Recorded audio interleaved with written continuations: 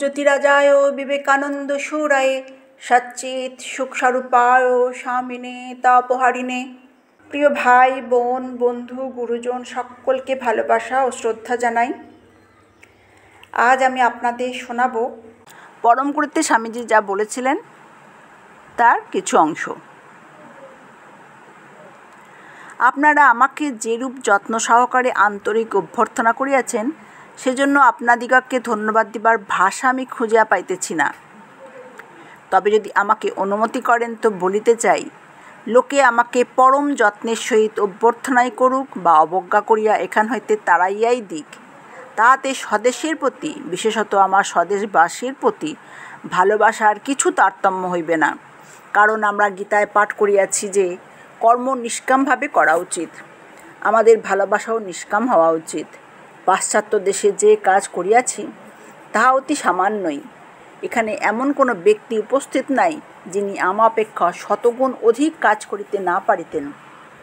আমি আগ্রহের সহিত সেই দিনের প্রতীক্ষা করিতেছি, যেদিন মহামনীষী ধর্মবীরগণ আবির্ভূত হইয়া ভারতের অরণ্যরাজি হইতে সমুত্থিত ও ভারতভূমির নিজস্ব সেই আধ্যাত্মিকতা ও ত্যাগের বাণী ভারতের বাহিরে জগতের শেষ প্রান্ত পর্যন্ত প্রচার করিবেন। পৃথিবীতে দুই প্রকার বিভিন্ন ভিত্তির উপর সামাজিক জীবন প্রতিষ্ঠিত করিবার চেষ্টা হইয়াছে, এক ধর্মভিত্তির উপর, আর এক সামাজিক প্রয়োজনের উপর। একটির ভিত্তি আধ্যাত্মিকতা, অপরটির জড়বাদ। একটির ভিত্তি অতীন্দ্রিয়বাদ, অপরটির প্রত্যক্ষবাদ।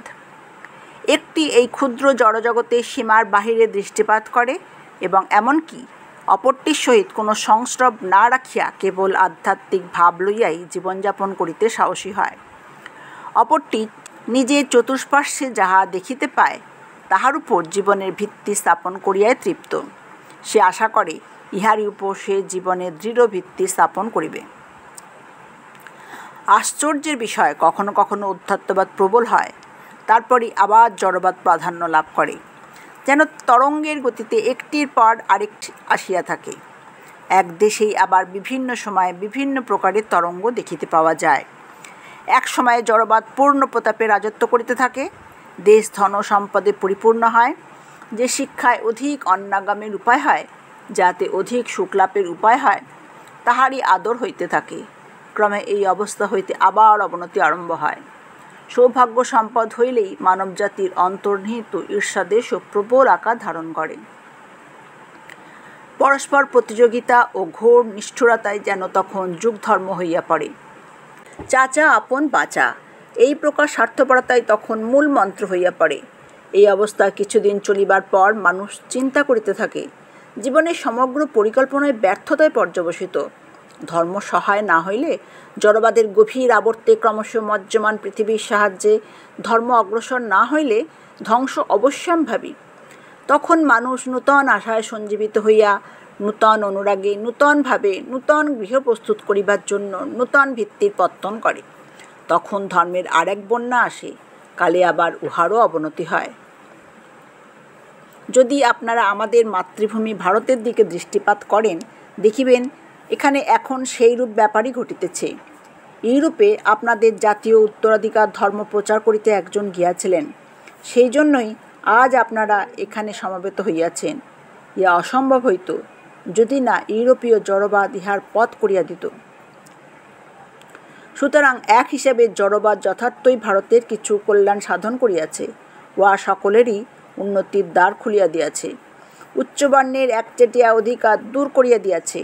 অতি অল্প সংখ্যক ব্যক্তির নিকট যে অমূল্য রত্ন গুপ্তভাবে ছিল এবং যাহার ব্যবহার তাহারা নিজেরাও ভুলিয়া গিয়াছিল, জড়বাদ তাহা সর্বসাধারণের নিকট উন্মুক্ত করিয়া দিয়েছে। ওই অমূল্য রত্নের অর্ধভাগ নষ্ট হইয়া গিয়াছে। অপরার্ধ এমন সব লোকের হাতে আছে, যাহারা গরু জাবের পাত্রে শয়ান সেই কুকুরের মতো, নিজেরাও খাইবে না, অপরকেও খাইতে দিবে না। অপরদিকে আবার আমরা ভারতে যে সকল রাজনীতিক অধিকার লাভের চেষ্টা করিতেছি, সেগুলি ইউরোপে যুগ যুগ ধরিয়া রহিয়াছে, শত শতাব্দী ধরিয়া ওইগুলি পরীক্ষিত হইয়াছে। আর যেগুলি যে সামাজিক সাধনে অসমর্থ, তাহাও প্রতিপন্ন হইয়াছে। ইউরোপের রাজনীতিক প্রশাসনিক পদ্ধতিগুলি এক এক করিয়া অনুপযোগী বলিয়া নিন্দিত হইয়াছে। আর এখন ইউরোপ অশান্তি সাগরে ভাসিতেছে। কি করিবে, কোথায় যাইবে বুঝিতে পারিতেছে না। ঐহিক ব্যাপারে অত্যাচার প্রচণ্ড হইয়া দাঁড়াইয়াছে। দেশের সব ধন, সব ক্ষমতা অল্প সংখ্যক কয়েকটি লোকের হাতে। তাহারা নিজেরা কোনো কাজ করে না, কিন্তু লক্ষ লক্ষ নরনারী দ্বারা কাজ করাইয়া লইবার ক্ষমতা রাখে। এই ক্ষমতা বলে সমগ্র পৃথিবী রক্তস্রোতে প্লাবিত করিতে পারে। ধর্ম ও অন্যান্য যাহা কিছু সবই তাহাদের পদতলে। তাহারাই সর্বে সর্বা শাসনকর্তা। মনে করিবেন না ইহাদের মধ্যে মাত্র একটি দ্বারা জগতের কল্যাণ হইবে। নিরপেক্ষ ঈশ্বর তাঁহার সৃষ্টিতে সকলকেই সমান করিয়াছেন। অতি অধম অসুর প্রকৃতি মানুষেরও এমন কিছু গুণ আছে যাহা একজন বড় সাধুরও নাই। নগণ্য কীটেরও এমন কিছু গুণ থাকিতে পারে যাহা হয়তো মহাপুরুষের নাই। অতি দরিদ্র শ্রমজীবী যাহার জীবনে ভোগ করিবার কিছু নাই, যাহার তোমার মতো বুদ্ধি নাই, যে বেদান্ত দর্শনাদি বুঝিতে পারে না, মনে করিতেছ তাহার শরীর কিন্তু তোমার মতো কষ্টে অত কাতর হয় না। দারুণভাবে ক্ষতবিক্ষত হইলে সে তোমার অপেক্ষা শীঘ্র সুস্থ হইয়া উঠিবে। তাহার প্রাণশক্তি ইন্দ্রিয়গত, সেখানেই তাহার সুখভোগ।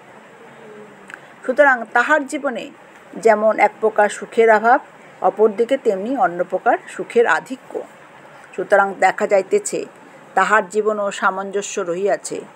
সুতরাং ভগবান সকলকেই নিরপেক্ষভাবে ইন্দ্রিয়জ, মানসিক ও আধ্যাত্মিক সুখ দিয়াছেন। অতএব মনে করিও না আমরাই পৃথিবীর উদ্ধারকর্তা। আমরা ভারতবাসীরা অপরকে অনেক বিষয় শিক্ষা দিতে পারি বটে, অপরের নিকট আমরা অনেক বিষয়ে শিক্ষাও করিতে পারি। আমরা পৃথিবীকে যে বিষয়ে শিক্ষা দিতে সমর্থ, পৃথিবী তাহার জন্য এখন অপেক্ষা করিতেছে। যদি পাশ্চাত্য সভ্যতা আধ্যাত্মিক ভিত্তির উপর স্থাপিত না হয়, তবে উহা আগামী 50 বৎসরের মধ্যে সমূলে বিনষ্ট হইবে। মানবজাতিকে তরবারি বলে শাসন করিবার চেষ্টা বৃথা ও অনাবশ্যক। আপনারা দেখিবেন যে সকল দেশ হইতে পশু বলে জগৎ শাসন করিবার নীতির উদ্ভব, সেই সকল স্থানেই প্রথমে অবনতি আরম্ভ হয়। সেই সকল সমাজ শীঘ্রই ধ্বংস হইয়া যায়। জড়শক্তির লীলাভূমি ইউরোপ যদি নিজ সমাজের ভিত্তি পরিবর্তন করিয়া আধ্যাত্মিকতার উপর স্থাপিত না করে, তবে 50 বৎসরের মধ্যেই উহা ধ্বংসপ্রাপ্ত হইবে। উপনিষদের ধর্মই ইউরোপকে রক্ষা করিবে। কিসের জোরে মানুষ উঠিয়া দাঁড়ায় ও কাজ করে? শক্তির জোরে। এই বল বীর্যই ধার্মিকতা, দুর্বলতাই পাপ। যদি উপনিষদে এমন কোনো শব্দ থাকে যাহা বজ্রবেগে অজ্ঞান রাশির উপর পতিত হইয়া উহাকে একেবারে ছিন্ন ভিন্ন করিয়া ফেলিতে পারে, তবে তাহা অভি। যদি জগৎকে কোনো ধর্ম শিখাইতে হয়, তবে তাহা এই অভি। কি ঐহিক কি আধ্যাত্মিক সকল বিষয়ই অভি। এই মূল মন্ত্র অবলম্বন করিতে হইবে। কারণ ভয়ই পাপ ও অধঃপতনের নিশ্চিত কারণ। ভয় হইতে মৃত্যু, ভয় হইতেই সর্বপ্রকার অবনতি আসে। এখন প্রশ্ন, এই ভয়ের উদ্ভব কোথা হইতে? আত্মার স্বরূপ জ্ঞানের অভাব হইতেই ভয়ের উদ্ভব। যিনি রাজাধিরাজ, তাহার তুমি উত্তরাধিকারী, তুমি সেই ঈশ্বরের অংশ। শুধু তাহাই নহে, অদ্বৈত মতে তুমি ব্রহ্মই। তুমি স্বরূপ ভুলিয়া গিয়া নিজেকে ক্ষুদ্র মানুষ ভাবিতেছ। আমরা স্বরূপ হইতে ভ্রষ্ট হইয়াছি, আমরা ভেদ জ্ঞানে অভিনিবিষ্ট হইয়াছি। আমি তোমাপেক্ষা বড়, তুমি আমাপেক্ষা বড়। আমরা কেবল এই দ্বন্দ্ব করিতেছি। আত্মায় সকল শক্তি নিহিত। ভারত জগৎকে মহাশিক্ষা দিবে। এই তত্ত্ব হৃদয়ে ধারণ করিলে তোমার নিকট জগৎ আর একভাবে প্রতিভাত হইবে, এবং পূর্বে তুমি নরনারী ও প্রাণীকে যে দৃষ্টিতে দেখিতে, তখন তাহাদিগকে অন্য দৃষ্টিতে দেখিবে। তখন এই পৃথিবী আর দ্বন্দ্বক্ষেত্র রূপে প্রতীয়মান হইবে না। তখন আর মনে হইবে না পরস্পর প্রতিদ্বন্দ্বিতা করিতেই এই পৃথিবীতে নরনারীর জন্ম। এখানে বলবান জয়লাভ করিবে ও দুর্বল মরিবে। তখন বোধ হইবে এই পৃথিবী আমাদের ক্রীড়াক্ষেত্র। স্বয়ং ভগবান শিশুর মতো এখানে খেলিতেছেন, আর আমরা তাঁহার খেলার সঙ্গী, তাঁহার কাজের সহায়ক। যতই ভয়ানক, যতই বিভৎস মনে হোক, ইয়া খেলা মাত্র। আমরা ভ্রান্তিবশত এই ক্রীড়াকে একটা ভয়ানক ব্যাপার মনে করিতেছি। আত্মার স্বরূপ জানিতে পারিলে অতি দুর্বল অধপতিত হতভাগ্য পাপী হৃদয়েও আশার সঞ্চার হয়। শাস্ত্র কেবল বলিতেছেন, নিরাশ হইও না, তুমি যাহাই করো না কেন তোমার স্বরূপের কখনো পরিবর্তন হয় না। তুমি কখনো তোমার প্রকৃতির পরিবর্তন করিতে পারো না। প্রকৃতি কখনো প্রকৃতির বিনাশ সাধন করিতে পারে না। তোমার প্রকৃতি শুদ্ধ। লক্ষ লক্ষ বৎসর ধরিয়া তোমার এই স্বরূপ অব্যক্তভাবে থাকিতে পারে, কিন্তু পরিণামে উহা আপন তেজে ফুটিয়া বাহির হইবে। এই কারণেই অদ্বৈতবাদ সকলের নিকট আশার বাণী বহন করিয়া আনে, নৈরাশ্যের নয়। বেদান্ত কখনো ভয়ে ধর্ম আচরণ করিতে বলে না। বেদান্ত বলে না যে শয়তান সর্বদা তোমার উপর সতর্ক দৃষ্টি রাখিতেছে, যদি তোমার একবার পদস্খলন হয় অমনি তোমার ঘাড়ে লাফাইয়া পড়িবে। বেদান্তে শয়তানের প্রসঙ্গই নাই। বেদান্ত বলেন তোমার অদৃষ্ট তোমার নিজের হাতে, তোমার কর্মই তোমার এই শরীর গঠন করিয়াছে, অপর কেহ তোমার হইয়া এ শরীর গঠন করে নাই। সেই সর্বব্যাপী ভগবান তোমার অজ্ঞানবশত অব্যক্ত রহিয়াছেন, আর তুমি যে সব সুখ দুঃখ ভোগ করিতেছ এইগুলির জন্য তুমিই দায়ী। ভাবিও না তোমার অনিচ্ছা সত্ত্বেও তুমি এই ভয়াবহ জগতে আনিত হইয়াছ। তোমাকে জানিতে হইবে তুমিই ধীরে ধীরে তোমার জগৎ রচনা করিয়াছ এবং এখনও করিতেছ। তুমি নিজেই আহার করিয়া থাকো, অপর কেহ তোমার হইয়া আহার করে না। তুমি যাহা খাও তাহার সারভাগ তুমিই শরীরে শোষণ করিয়া লও, অপর কেহই তোমার হইয়া উহা করে না। তুমি ওই খাদ্য হইতে রক্ত মাংসের দেহ প্রস্তুত করিয়া থাকো, অপর কেহ তোমার হইয়া উহা করে না। তুমি বরাবরই ইহা করিতেছ। একটি দীর্ঘ শৃঙ্খলের এক অংশের গঠন প্রণালী জানিতে পারিলে সমুদয় শৃঙ্খলটিকেই জানিতে পারা যায়। যদি ইহা সত্য হয় যে বর্তমানে তুমি নিজ শরীর গঠন করিতেছ, তবে ইহাও সত্য যে অতীতেও তুমি নিজ শরীর গঠন করিয়াছ, ভবিষ্যতেও করিবে, আর ভালো মন্দ সব কিছুরই দায়িত্ব তোমার। ইহা বড়ই আশার কথা যে আমি যাহা করিয়াছি আমিই আবার তাহা নষ্ট করিতে পারি। যদিও আমাদের শাস্ত্রে কঠোর কর্মবাদ রহিয়াছে, তথাপি আমাদের ধর্ম ভগবৎ কৃপা অস্বীকার করেন না। আমাদের শাস্ত্র বলেন শুভ অশুভরূপ এই ঘোর সংসার প্রবাহের পরপারে ভগবান রহিয়াছেন। তিনি বন্ধনশূন্য, নিত্য কৃপাময়, সর্বদাই জগতের ত্রিতাপে অভিভূত নরনারীকে সংসার সাগরের পাড়ে লইয়া যাইবার জন্য বাহু প্রসারিত করিয়া রহিয়াছেন। তাহার কৃপার সীমা নাই। আর রামানুজ বলেন বিশুদ্ধচিত্ত ব্যক্তির নিকটই এই কৃপা আবির্ভূত হয়। আত্মবিজ্ঞান প্রদত্ত সমাজ জীবনের আধ্যাত্মিক ভিত্তি ভবিষ্যৎ সারা পৃথিবীতে নতুন সমাজের ভিত্তি স্বরূপ হইবে। যদি আমার সময় থাকিত তবে আমি দেখাইতে পারিতাম। অদ্বৈতবাদের কতগুলি সিদ্ধান্ত হইতে পাশ্চাত্য দেশ এখনও কিরূপ শিক্ষা পাইতে পারে, কারণ এই জড়বিজ্ঞানের দিনে সগুণীশ্বর দ্বৈতবাদ এ সকলের বড় একটা মূল্য নাই। তবে যদি কেহ খুব অমার্জিত অনুন্নত ধর্মপ্রণালীতেও বিশ্বাস করে, আমাদের ধর্মে তাহাদেরও স্থান আছে।